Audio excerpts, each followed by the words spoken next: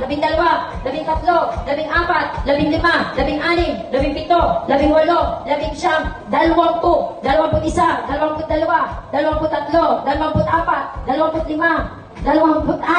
27, 28, 29, 30, 31, 32, 33, 34, 35, 36, 37, 38, 39, 40. Dalaga ka pa? 41, 42, 43, 44, 45, 46, 47, 48, 49, 50. 50 pa to? 100,000 piso. Wow! Siya, ilan ang kapatid mo? Ah, okay.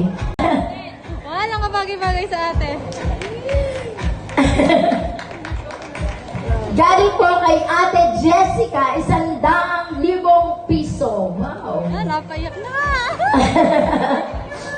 At eto na guys, ipiplex na natin sa inyo kung magkano ang total ng nalikom ng ating bagong kasal. Kung magkano ang kanilang paunang hanap buhay. At eto na po.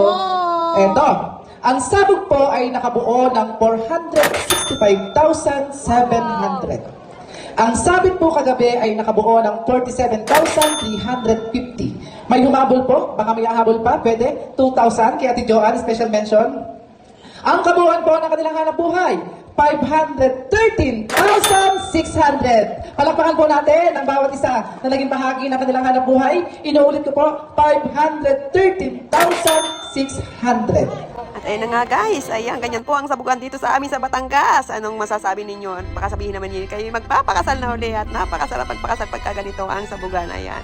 Yan lang po guys, thank you for watching. Pasi-like and share na lang po kung nagustuhan niyo. Bye-bye!